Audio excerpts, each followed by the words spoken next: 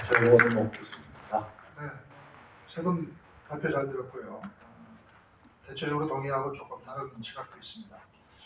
저는 트럼프 대통령이 국내적으로 상당히 보수의 아이콘이고 그렇게 합니다만 대외 정책에는 보수와 진보가 따로 없다. 미국의 그동안의 외교 정책이 많이 그런 걸 보여주는 거고요. 특히 트럼프는 비즈니스 마인드가 철저한 분이기 때문에 통상 정책에 어떤 상당한 비중을 두고 신뢰를 챙기는 정책을 취하고 있다고 생각합니다. 문제를 해결할 수 있는 대외 문제가 있고 위험을 관리할 수밖에 없는 대외 문제가 있는데 통상 정책은 문제를 해결할 수 있는 부분이라고 본인이 느끼고 있는 것 같아요. 라이타이저나 이런 분들도 같은 생각인 것 같습니다. 안보나 외교 정책은 문제를 해결할 수 있는 건 아니고요. 어떻게 한 진영이 다른 진영을 완전히 이길 수가 있겠습니까? 물론 좀 무시하긴 할 수 있겠죠. 그래서 위험을 관리할 수밖에 없는 분야라고 느끼고 있고, 그래서 굳이 따지자면 그 손자나 마키아벨리나 이런 극단적인 형태의 어떤 프라그마티즘을 실현하는 사람이다 그렇게 보고요. 헨리 키신저나 이런 분으로부터 계속 잠을 얻고 있는 거 보면 상당히 현실적이고 실용주의적인 접근을 하고 있다 이렇게 평가를 합니다. 누구도 적이 될 수 있고 누구도 친구가 될 수 있다. 이게 트럼피즘의 핵심이라고 생각하고요. 근데 이제 우리 정부가 대응하는 문제점은 뭐냐면 대외 정책에 있어서도 상당히 이념적으로 접근하기 때문에 자주 외교다, 친국 외교다 이렇게 굉장히 이념적으로 접근하기 때문에 심지어 우리의 전통적인 우방인 미국으로부터도 이용당하기만 한다는 것이죠. 남북미 정상회담이 급하긴 한데 그거를 자꾸만 일정을 서두르다 보니까 미국의 그런 실용주의 정책에 상당히 속수무책입니다. 다 내줬어요.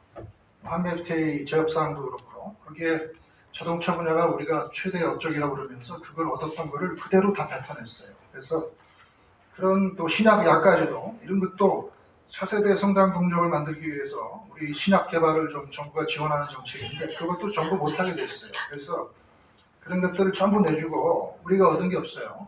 그리고 나서 재협상을 타결했습니다. 뭐 때문에 그러냐면은 6월 지방선거 그리고 남북미 정상회담의 그 분위기를 띄우기 위해서. 그래서 결국은 이념 때문에 실리를 다 내준 그런 정책을 반복하고 있다는 게 문제고 한미 FTA에 재협상된 거의 가장 큰 문제점은요. 국가안보를 이유로 한 미국의 관세, 25% 관세를 부과하는 그 권한을 견제를 했어야 되는데 왜냐면 우리가 다 내줬으니까 그거 하나라도 얻었어야 되는데 그런 조항 하나 얻지 못했고요. 미국이나 캐나다는 나프타라는 협정을 새로 개정을 했는데 우리하고 비슷한 시기에 국가안보 관세를 견제하는 조항을 집어넣습니다.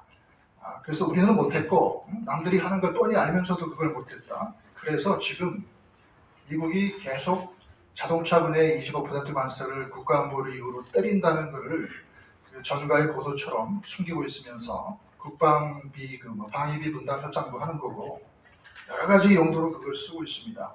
계속 지금 우리가 당하고 있는 이유라고 생각합니다. 강제징용 지소미아 그 문제, 일본이 맞다, 한국이 맞다 그런 얘기를 다 떠나서요. 그 한일 청구권 협정의 3조에 보면은 서로 그 배상 금액이 청구권 협정에 포함이다 아니다 이렇게 해석이 갈릴 때는 그 문제는 국제 중재 절차로 의무적으로 이행해야 된다 그렇게 쓰여져 있습니다. 우리나라 헌법재판소가요.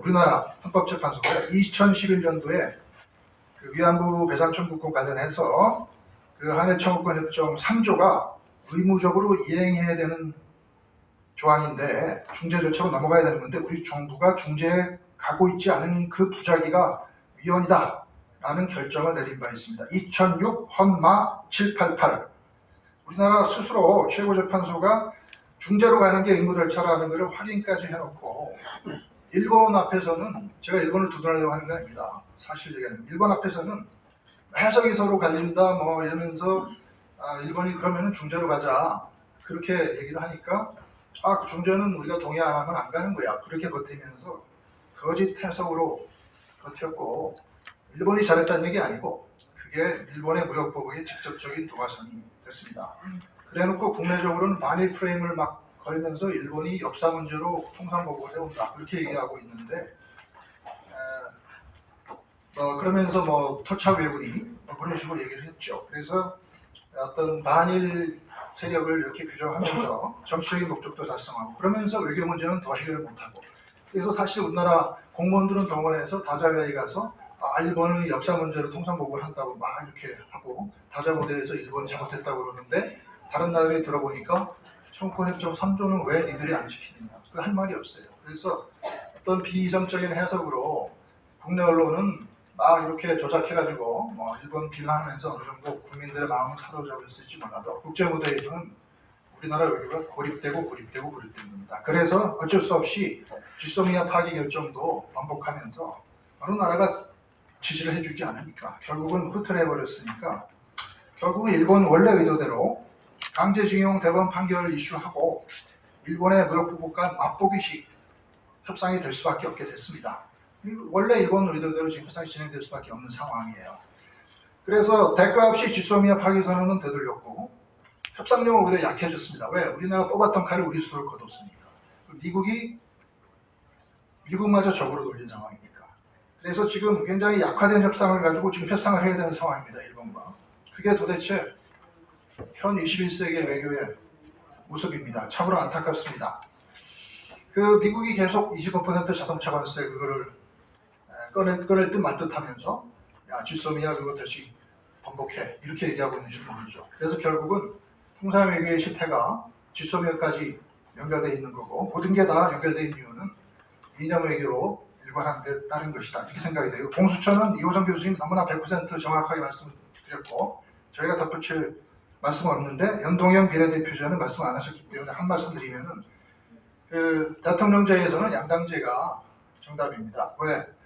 중간평가를 총선에서 해서 대통령이 잘못하고 있으면 뽑아놓은 대통령이 그러면은 야당을 밀어줘서 국민들이 대통령을 견제하게 하는 거고 대통령이 잘하면 여당이 다수당이 돼서 국정에 동력을 얻는 거 그게 정답입니다. 의원내각제가 아닙니다. 그렇기 때문에 무슨 구소정당을 이렇게 난립하게 하는 그런 연동형 비례대표제는 정말 정부만 어지럽게 하고 대통령제와 맞지 않는 거고 그걸 해본 나라들 독일이나 네덜란드 몇몇 나라가 있습니다. 그런 나라는 타민당, 기민당 이렇게 연합하고 하면서 수상과 이렇게 협력하면서 협치 전통이 돼 있는 나라가 그런 거고 이스라엘 같은 나라는 이미 그런 걸 했다가 망했습니다. 그래서 우리나라 같은 제도는 대통령을 견제하는 다수 야당을 마련하는 그런 필요도 있고 하기 때문에 분명히 좀 연동형 비례대표제로 정권을 이렇게 오히려 혼란하게 하고 합종 연행으로 어떤 서로 정치적인 거래만 하는 그런 제도는 원천적으로 맞지 않는 거기 때문에 공수처와 마찬가지로 연동형 비례대표제는 원천적으로 우리가 봉쇄해야 된다. 저는 그렇게 생각하면서 마치겠습니다. 감사합니다.